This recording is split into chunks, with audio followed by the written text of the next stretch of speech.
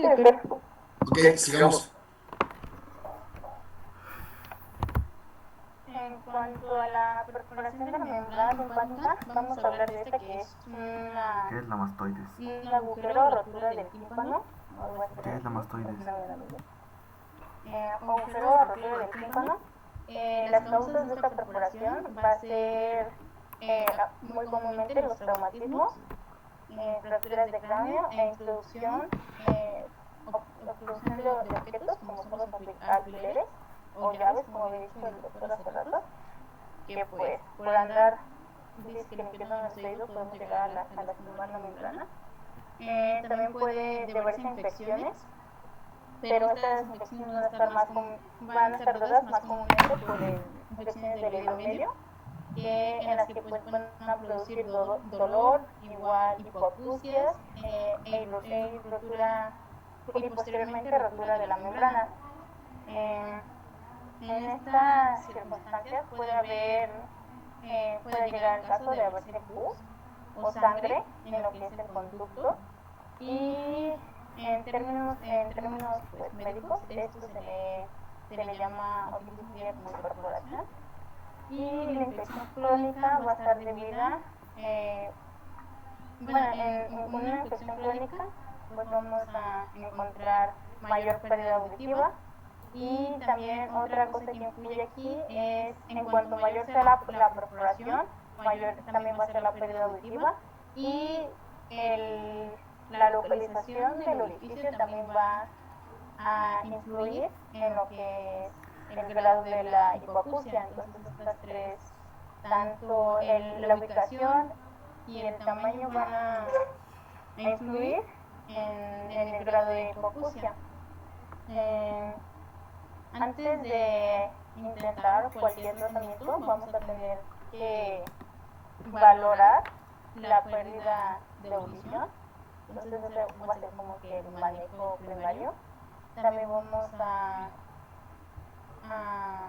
bueno, en el caso si es una perforación muy pequeña, podemos esperar un cierre espontáneo, y en el caso de una perforación un poquito más grande, vamos a acudir a técnicas quirúrgicas como son las meningoplásticas o timpanografía, que pues esta es una técnica en la que cerramos la perforación con un injerto para facilitar su cicatrización. Y pues tendremos que tener cuidado para evitar pues, posibles secuelas.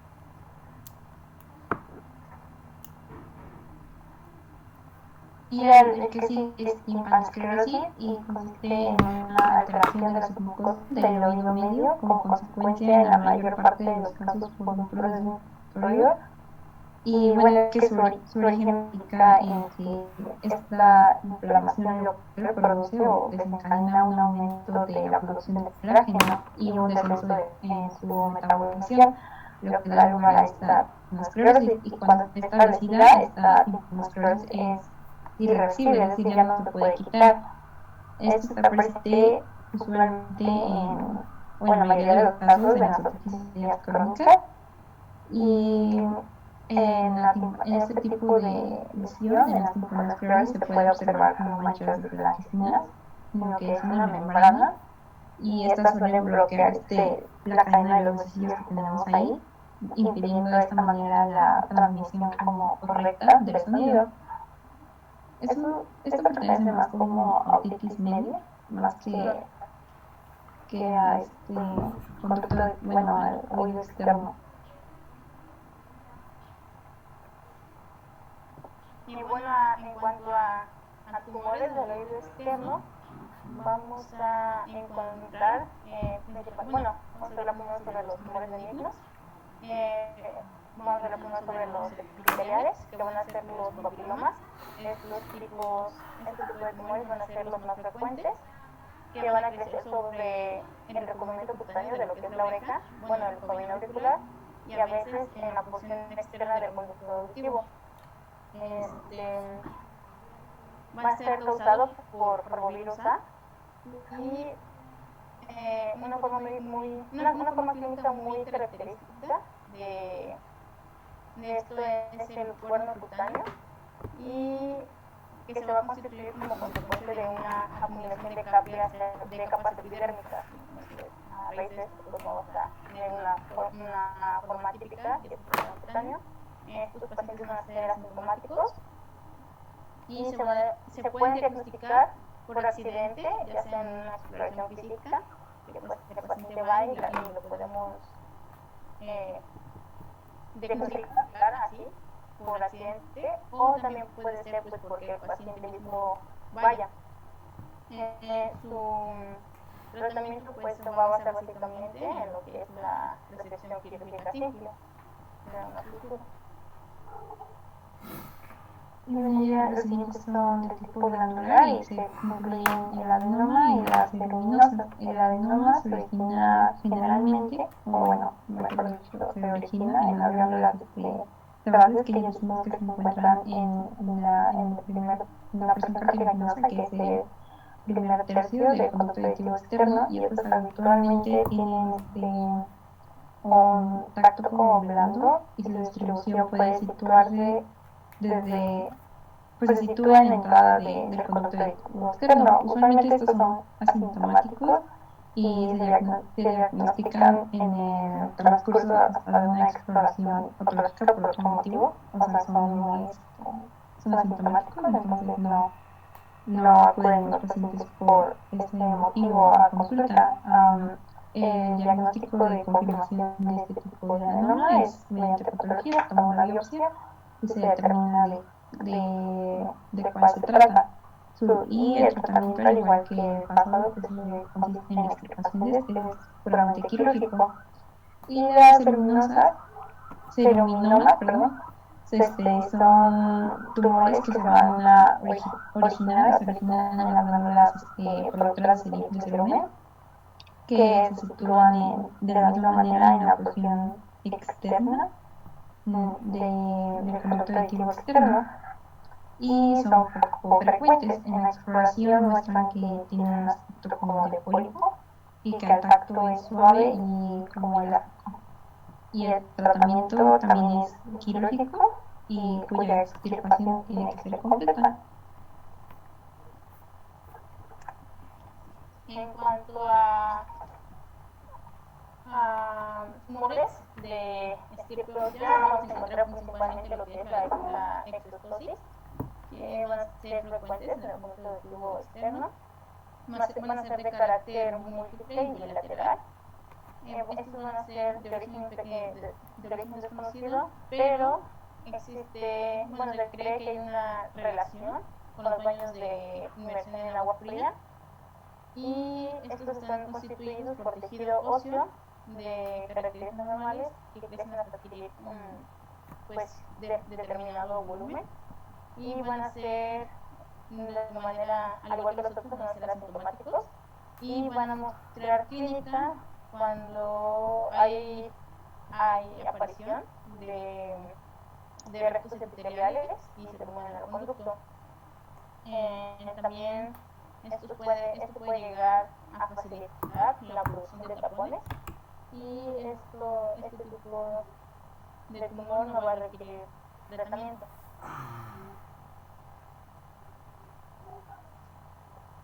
Bueno, ya hablando de tumores malignos, el más frecuente es el carcinoma, y en la mayoría de ellos crece sobre la oreja. Son más frecuentes en pacientes o en personas de mayor edad, y también se asocian a la exposición al sol, ya sea por actividades de tipo profesional o deportivas, entre otros. Cuando crece sobre la oreja, estos suelen ser asintomáticos, pero como pueden verse, tienen bueno, a diferencia de los que crecen en el conducto auditivo externo, que esos se consideran que son peligrosos porque como no los ve y están asintomáticos, entonces pasan como desapercibidos. Pero bueno, los que crecen sobre la oreja tienen una formación de costra que tiende a sangrar y progresivamente puede formar un aspecto ulcerado y con tendencia hemorrágica, o sea, tiende a sangrar más y las costras se van desprendiendo con frecuencia. Cuando crece en el interior del conducto líquido externo, como ya les dije, que es como este es asintomático en sus etapas iniciales, pues es imposible darse cuenta de que está ahí. El primer signo que suele presentar es supuración sanguinolenta y otalgia. Después se puede presentar o puede aparecer hipoacusia por la obstrucción que puede llegar a generar en el conducto y cuando avanza o cuando progresa puede aparecer una parálisis facial. Esto se puede clasificar según sus características histopatológicas, en carcinoma de células basales, de células escamosas o adenocarcinoma, siendo estas los más frecuentes. El diagnóstico definitivo o lo va a marcar el reporte o el informe histopatológico mediante una toma de biopsia, y el tratamiento de este tipo de carcinoma sería la extirpación quirúrgica del tumor. Y es una imagen de un tipo de carcinoma. El más frecuente es el vasocelular o de células basales. Es el más frecuente y eso es un cáncer in situ. Ustedes lo retiran con un margen más o menos amplio y no hay problemas de recidivas. En segundo lugar está el epidermoide, que es un poco más agresivo. Y en tercer lugar es el adenocarcinoma. El epidermoide y el adenocarcinoma pues son agresivos. Eso regularmente requiere a veces de quimio o de radioterapia. Pero el vasocelular es el más frecuente, afortunadamente, y eso se da en viejitos, gente de grande o gente que está muy expuesta al sol, ¿sí? Y regularmente no tan solo sale en la piel del pabellón auricular, puede llegar a salir en las salientes de la cara, las más expuestas al sol, puede ser en la frente, puede ser en los pómulos, en la cara externa de los cabellos. Pero bueno, ahorita estamos hablando del oído, ¿verdad? Entonces, el más frecuente afortunadamente es el vasocelular y es fácilmente, se puede retirar y ya no hay recidiva. Se tiene que retirar con pequeños o grandes márgenes de tejido sano. Y siempre apoyándonos en patología, ¿sale? O sea, en el servicio de patología, en el laboratorio. Y bueno, pues todos estos tumores benignos y malignos siempre se manejan quirúrgicamente. A ninguno se le puede dar tratamiento médico. Todo se maneja con extirpación del tumor. Y afortunadamente dentro de los malignos, el de las células basales o vasocelular, con que se realice una extirpación amplia, es suficiente. ¿Sale? ¿Qué sería? Ya sería todo por Todo de los primeros más. los primeros temas, pues no nos abordamos nosotras. Sería todo.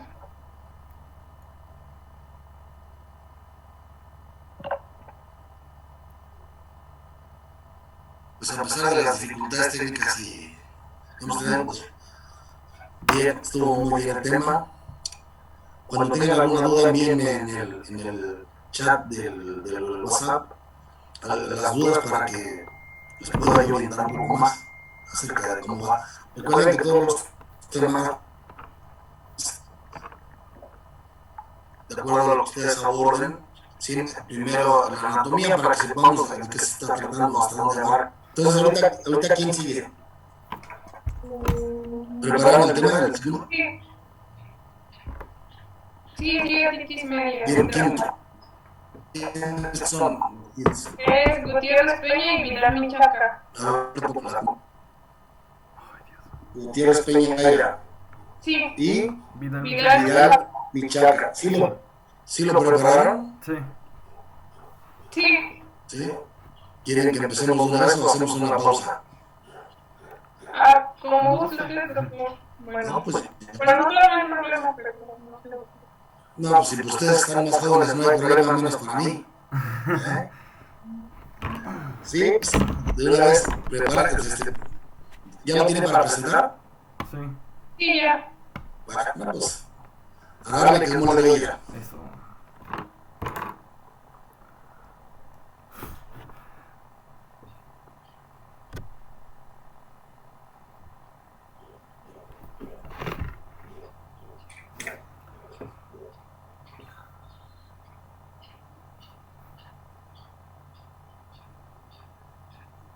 Va a empezar Daira, ¿verdad? Sí. Ok.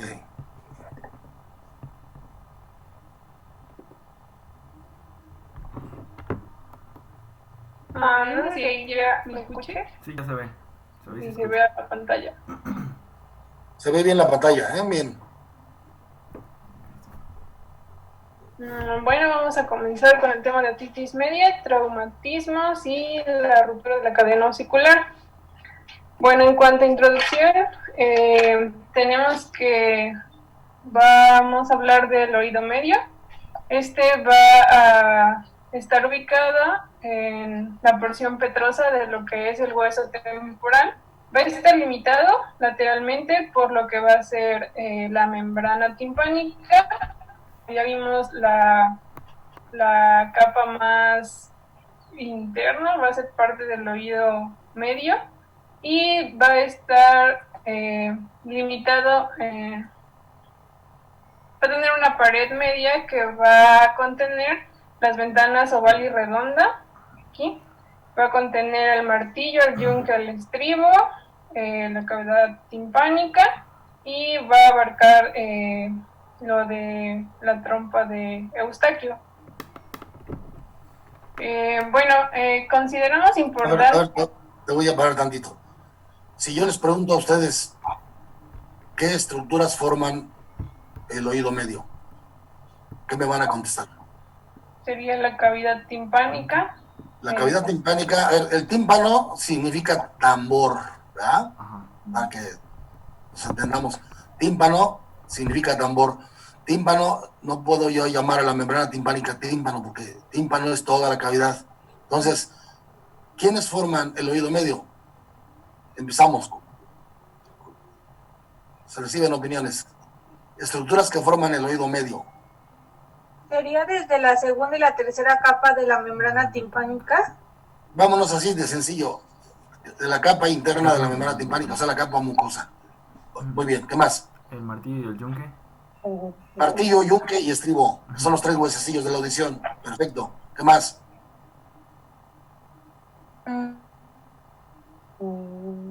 La trompa de Eustaquio, ¿no? Exacto. Esa es la parte, digamos que funcionalmente más importante, porque de ahí van a derivar luego las infecciones de oído medio.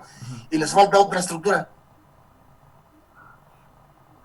A ver, les hago hincapié en esto porque las complicaciones todas de la otitis se van a ir a esos lugares, por eso es que quiero que sepan identificar cuáles son las estructuras del oído medio. Entonces, ¿cuáles son? La capa interna de la membrana timpánica. Ya dijimos. Los 3 huesecillos de la audición que son martillo, yunque y estribo. ¿Sí? Y la trompa de Eustaquio. Nos falta una estructura también bien importante. ¿Cuál es? Son las celdillas de la mastoides. ¿Sí? Celdillas mastoideas. ¿Por qué? Recuerden ustedes que las complicaciones nos van a dar una mastoiditis. O sea, todas esas estructuras son importantes porque forman parte de la fisiopatología de la otitis media aguda. Entonces, cara interna de la membrana timpánica, los 3 huesecillos de la audición, martillo, yunque, estribo, celdillas mastoideas y trompa de Eustaquio. Yo les voy a preguntar cuál estructura es la más importante en la fisiopatología o la fisiopatogenia de la otitis media aguda. ¿Cuál me contestarías, Daira? La trompa de Eustaquio. Exacto, ya. Tú dijiste. Ahorita no sé si vayas a hablar un poquito sobre la trompa de Eustaquio. Las funciones principales. Bueno, continúa. Entonces, nada más quise parar un poquito para que identifiquen bien las estructuras del oído medio, porque de toda la fisiopatogenia y la fisiopatología va a estar involucrada en las estructuras que les acabo de decir. Identifíquelas bien siempre en el esquema, en todo lo que ustedes puedan ver de anatomía. No me interesa que se sepan cosas más finas, sino simplemente lo básico para que lo entiendan también, que lo van a manejar en su servicio social. ¿Está bien? Lo tienen que saber. Bueno, continúale. Aquí mencionamos un poco sobre las funciones de lo que es la trompa de Eustaquio y tiene 3 principales. es mantener la presión dentro del oído medio a una presión aproximada al de la presión atmosférica. Esto es importante. También más adelante vamos a hablar en traumatismo sobre problemas con las presiones, la diferencia de presiones. También otra de las funciones va a ser prevenir el reflujo del contenido de la nasofaringe hacia el oído medio. Esto pues nos va a servir ya que ayuda a que no vayan microorganismos de la nasofaringe hacia esta parte del oído, y también elimina secreciones del oído mediante el transporte mucociliar. Y bueno, cualquiera de las fallas en algunas de estas funciones de la trompa de Eustaquio, pues es lo que nos da principalmente un cuadro de otitis media aguda. Aquí tenemos la clasificación de... Bueno, un poquito. ¿En qué grupo de edad es más frecuente la otitis media aguda? De eso vamos a hablar ahorita. Es más frecuente en los niños de vida. Se puede ver a que hay... es por anatomía, ¿no? Que no Hay razones anatómicas, ¿cuáles son? A ver, ponme el esquema que tenías el anterior. Eso. Ay. Está bien ese. Todos están identificando ahí la trompa de Eustaquio, que es la de color verde, ¿verdad? Entonces, ¿por qué es más frecuente en los niños? Acuérdense que la cara de los niños es una cara, la cabeza de los niños es una cabeza aplastada de un adulto, ¿sí? Sí. Esta trompa de Eustaquio que ven aquí es una trompa de Eustaquio de un adulto. En el niño la trompa de Eustaquio es más horizontal. Oigo por más ahí, corta. que no me deja un ruido por ahí, así lo pueden quitar. La trompa de Eustaquio en el niño es más corta, es más horizontal, está casi al nivel del piso de la nariz, por lo tanto, todos los gérmenes que tiene la nariz el niño ni siquiera ascienden, se van derecho por ese tobogán hasta llegar al oído medio y siembran el oído medio. Además de eso, en el adulto, la trompa de Eustaquio tiene más complianza. ¿Qué es la complianza? Elasticidad. En el niño es menos elástica y en el adulto es más elástica. Entonces, esa razón es la inclinación de la trompa de Eustaquio. Es más larga en el adulto, está más inclinada y tiene más complianza. Eso hace que ya en el adulto sea muy complicado que tenga otitis media aguda. Y esa es la razón porque en el niño es más frecuente. En el grupo de edades es más frecuente en los niños de 3 años o menos. Y dentro de los niños de 3 años o menos es más frecuente entre los 8 a los 18 meses. ¿Sí? Y ya ahorita me imagino que van a dar cuáles son los gérmenes más frecuentes en los grupos de edad, ¿no? Me imagino. Sí, vamos a mencionar los más comunes. Ok, entonces nada más yo quería comentarles algo que entendieran bien por qué en los niños es más frecuente, cuál es la importancia de la trompa de Eustaquio, ¿verdad? Sí. Bueno, continúale, por favor. Bueno, tenemos una clasificación de las otitis medias que está dada en agudas y crónicas. Las medias agudas generalmente se dan en menos de 3 semanas y las otitis media crónica persisten por más de 3 meses. Hay una clasificación, no sé si la tengas. La clasificación más aceptada es otitis media, dentro de la otitis media aguda, ¿hasta cuánto se considera otitis media aguda? Bueno, solamente encontramos que de igual a 3, menor o 3, igual a 3 semanas. La otitis media aguda es desde que inician los síntomas hasta 3 semanas. Uh-huh. Después viene la otitis media subaguda, de 3 semanas a 3 meses. Y la otitis media crónica es después de 3 meses. Así de fácil. Esa es la clasificación que más se acepta, para que no se hagan bolas con que subaguda, que subsecuente, que serosa, que no sé qué. Entonces, otitis media aguda es hasta 3 semanas.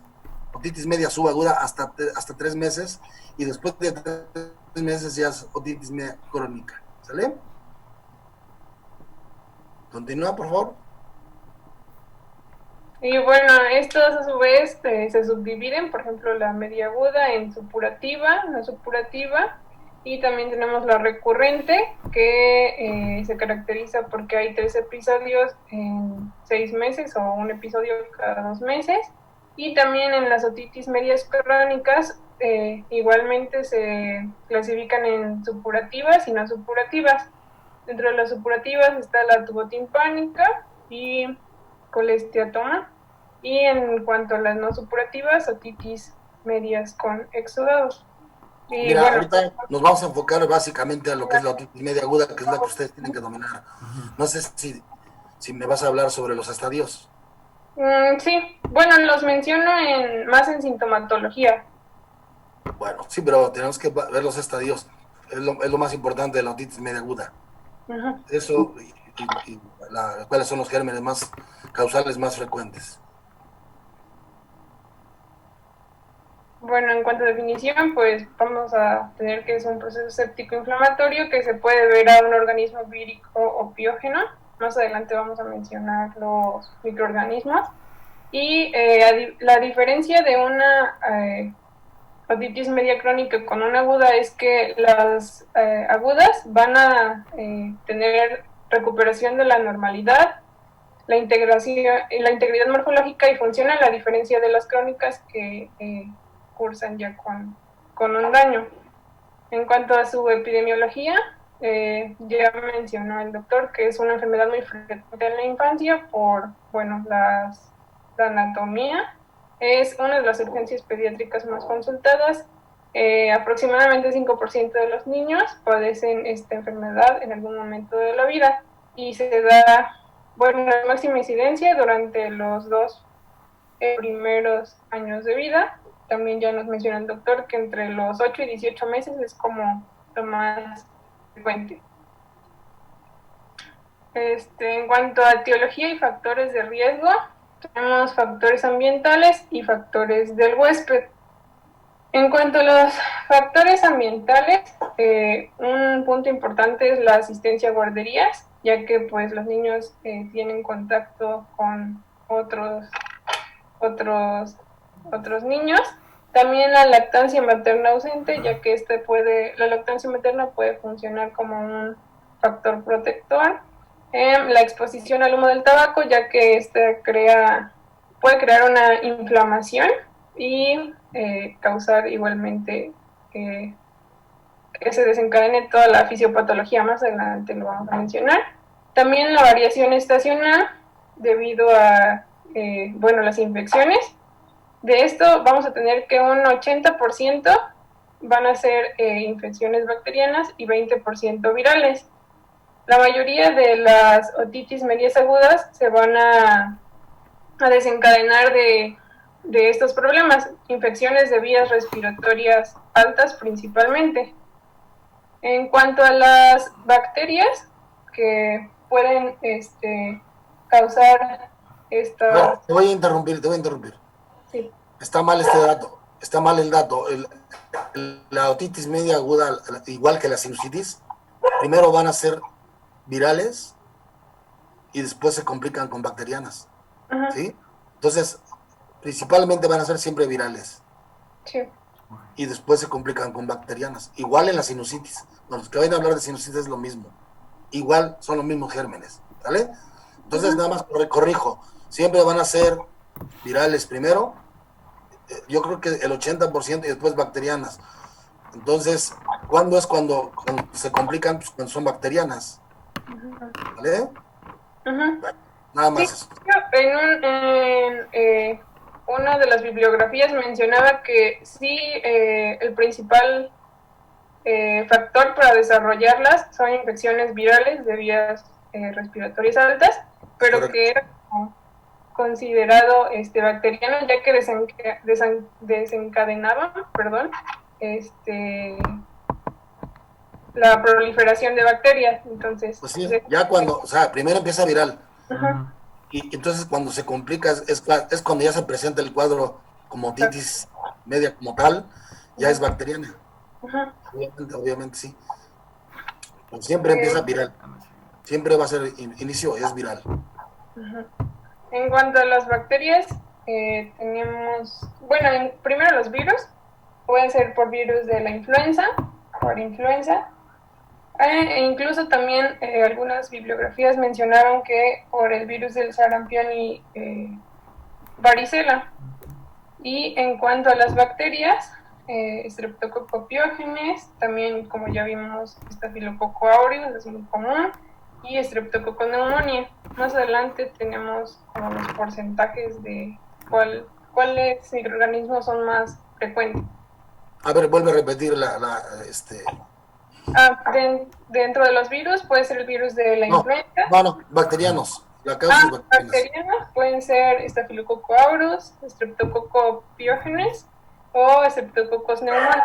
No, realmente la clasificación actual es en los niños es el Haemophilus influenza, número 1. Segundo lugar es la Moraxella catarrhalis.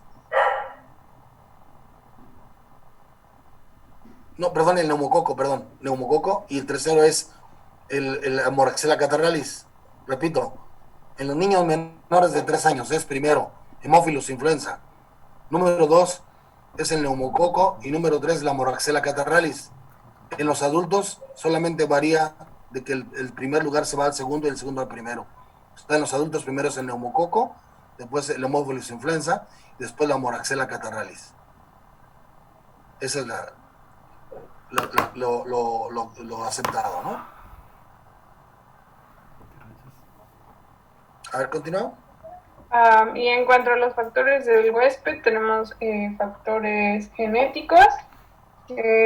Encontramos que era más común en personas de Alaska y Canadá debido a que puede haber posibles variaciones anatómicas y fisiológicas de la trompa de Eustaquio, también malformaciones al nacimiento.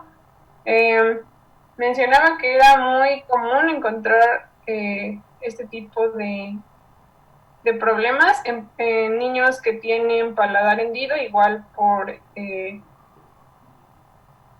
porque hay una diferencia anatómicamente son más, tienen más predisposición, y también en niños con síndrome de Down.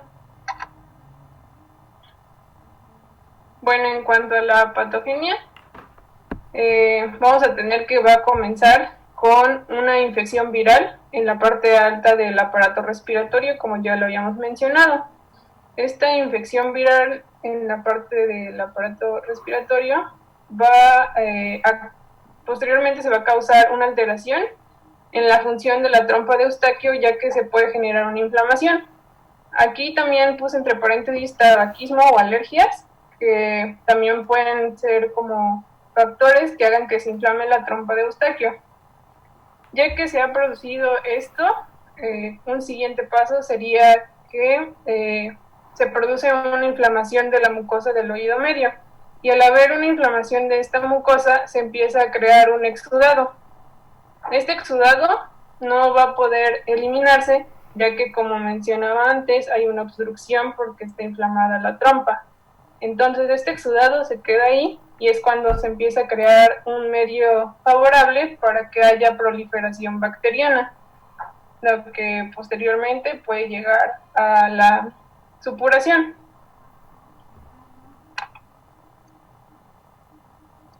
¿Ya viste? Me acabas de dar la razón. Sí. Empieza por una infección viral. ¿Eh? Entonces ya cuando se complica con una infección bacteriana es cuando ya se da el cuadro de otitis media aguda. ¿Vale? Ándale pues. Bueno, en cuanto al cuadro clínico, vamos a tener que va a haber síntomas de infección, puede haber síntomas de infección de vías respiratorias altas, puede haber uno de los signos y síntomas más frecuentes son la hipoacusia y la otalgia intensa y persistente. También puede haber, en el caso de los lactantes, irritabilidad, y bueno, los niños pequeños tienden a jalarse o a tocarse mucho la oreja que les está molestando. También puede haber síntomas sistémicos de infección como hiporexia, diarrea, vómito, fiebre, y vamos a observar también a la exploración una membrana timpánica, hiperémica y engrosada, como podemos ver en esta imagen. Hay como... Eso es lo que te decía yo, es lo que yo te hablaba acerca de los estadios. Toda la otitis media aguda va a empezar con un estadio edematoso, en el cual se deforman las estructuras de la membrana y no se logran identificar perfectamente bien, mucho menos se ve el humbo ombligo, no se ve la pars flácida ni la pars tensa. Hay un edema. Posteriormente se empieza a recolectar en el oído medio, empieza un trasudado, hay moco, incluso hay sangre, y esto provoca un abombamiento de la membrana timpánica, la cual al bombarse se estira mucho, los capilares se dilatan y empieza a haber un exudado de eritrocitos y suero, que sería el estadio hiperémico. Después, ya una vez que la membrana timpánica está a lo máximo de tensión, es cuando el niño o el adulto empieza a tener mucho dolor. El hecho de que se distienda la membrana timpánica provoca un dolor, la otalgia, ¿sí? Entonces, el primer estadio es en la fase edematosa, solamente están irritables los niños. Pueden llegar a tener fiebre, pueden llegar a tener diarrea, pérdida de apetito, ¿sí? Habla de... Aquí la tienes, ¿para qué me haces sufrir? A ver, dila tú, porque si no te voy a ganar la exclusiva. Síguele.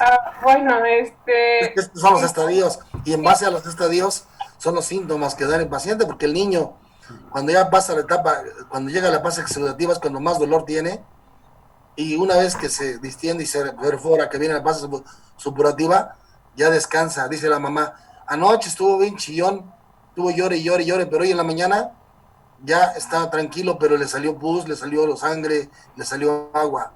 Entonces, la sintomatología nos los van dando estas fases, por eso es importante, ¿sale? A ver, tú dalas para que no te robe la exclusiva. Bueno, dentro de las etapas clínicas la vamos a dividir en 4. La primera etapa va a ser la etapa de tubotimpanitis. En esta no hay datos muy claros, por así decirlo.